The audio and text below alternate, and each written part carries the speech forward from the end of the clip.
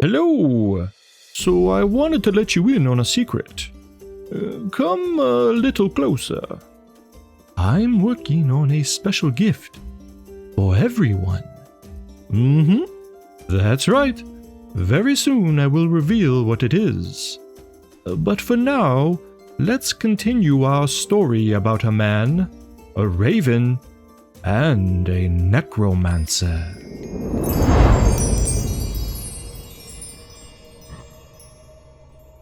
Huck's mucky boots echoed through the quiet stillness with each step that he took down the crumbling spiral stone stairs. Fitz poked his head out from under Huck's blonde mane and shivered. The air coming up from the bottom was thick with a humid stench, but altogether cold. Their torch barely lit the way down as the last bit of daylight from above winked out, and the darkness enveloped them. Looking ahead and raising the light a little bit, Huck could see that time had taken its toll on this old crypt. A few steps had fallen out from the walls. Hold on, Fitz. We need to jump in order to clear this. Fitz replied with affirmation. Sheathing his knife, Huck peered through the orange glow of his light. Then with an inhale, leapt. There was a moment of silence mid-air, as Huck used his free hand to stay in contact with the outer wall before landing on the continued stairs over the gap. But as his boots hit the craggy rock, it began to fall out from beneath him. Fitz croaked and took to the air, breaking the built tension. Huck took another quick step just as the stone departed, and with it went the torch. In his haste to catch himself before falling, Huck released the light to gain some balance, and together the broken stones along with their last bit of warmth clambered and clunked all the way to the bottom.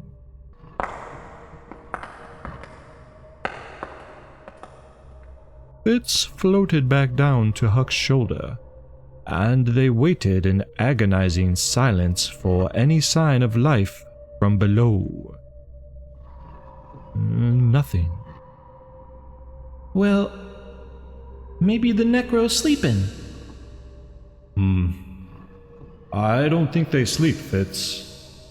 At any rate, we aren't going back. But without that torch, I'll need your eyes to see our way down. Right, Fitz firmly replied. They closed their eyes in unison, and Huck hummed another tune.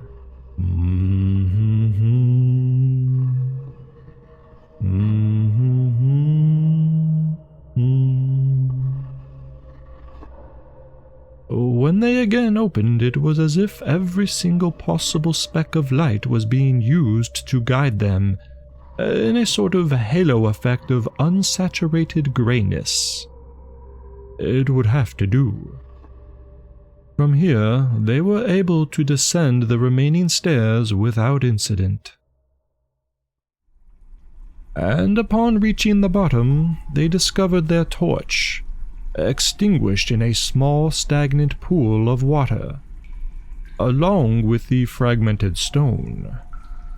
And laying about everywhere else were many, many bones of varying sizes. Squatting down, Huck picked up one of the larger remains and examined it. Bite marks, Fitz. Human, from the looks of it. Fitz tilted his head, and sure enough there were several indentations along the surface of the bone. Someone, or something, had gnawed upon this. Tossing it aside, Huck stood, then took in the surroundings. They were in a small landing area, without much of anything remarkable save for some heavy, sodden, moldy tapestries and rugs. The scattered bones trailed off down the only corridor that was lined with broken crypts, leading deeper into the tomb. Huck drew his bow, notched an arrow, and continued on. Are those, what do you call them? Holy arrows? You could say that. I bathed the head in fire and the iron is coated in salt. We aren't making the same mistakes as last time. But if trouble gets the better of us, take flight and save yourself, Fitz. There's no need for both of us to die in this dreadful place. I'm with you no matter what. I will not leave you blind down here. Their conversation was suddenly cut off by the sound of shuffling and a low groan.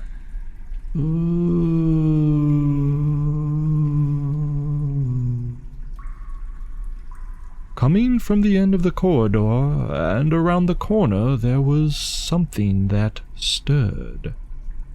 Drawing his bow and arrow taut, Huck sent a mental cue to Fitz, who in turn let out a loud, echoing croak. The shambling quickened, and sure enough, a grotesque, upright monstrosity turned the bend. Missing its lower jaw, eyes rolled into the back of its once human skull, and bare feet dragging along the musty ground was a reanimated undead figure, moaning its sorrowful tune. Huck's arrow found its mark, a clean shot through the zombie's mushy brains. It fell to the cold ground in a heap. Drawing another arrow, they waited. But they didn't have to wait long, as a gathering of a great many growls and shuffles could now be heard moving in their direction. Fitz, do you see that ledge above us, on the broken crypt? Yes.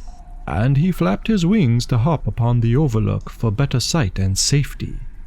Hopefully. For the cannibal horde had arrived. Side by side, the undead shoved each other down the hallway, reaching out to satisfy their master's bidding in a never-ending hunger for flesh. The twang of Huck's bow rang out as shots whistled through the air, sizzling with each hit that seared into the lifeless craniums, piling up bodies that inched ever closer. Victory, it seemed, was inevitable, as the zombies appeared to lack any real veracity. Odd.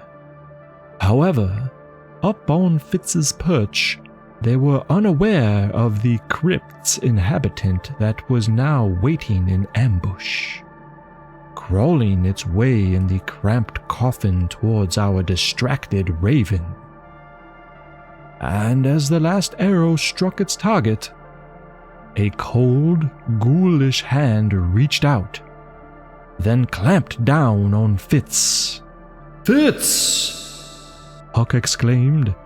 He dropped his bow and unsheathed the hunter's blade, when a crunching sensation shot through his left arm. Fitz's wing had just snapped under the pressure of the grasp, in turn breaking Huck's forearm. Without hesitation, he swung upwards, slicing the zombie's hand at the wrist. Continuing his trajectory, Huck turned the long knife and jammed it up into the dead thing's open maw, burying it to the hilt in the roof of its mouth.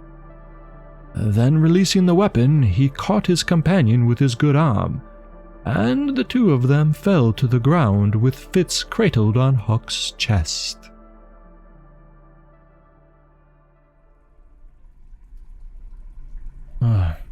Are you all right? Broken limbs aside.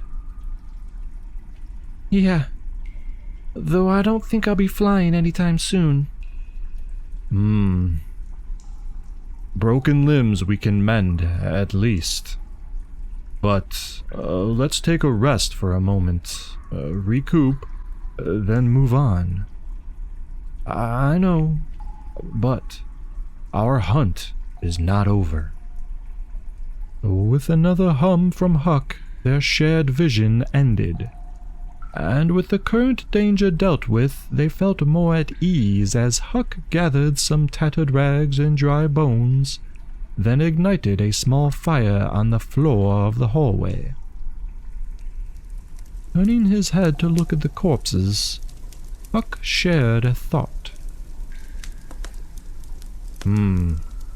Something is amiss, or I'm mistaken. These things should be coming back too. Maybe this necro isn't quite what we think it is. Pondering this, Huck reached into his bag, then set to bandaging himself along with Fitz, before sharing a small meal, and then resting for the night. That's it for this week, folks. Come back soon for the final episode of this adventure. And please, let me know in the comments how you're enjoying this series so far, and if you'd like to hear more about these two afterwards.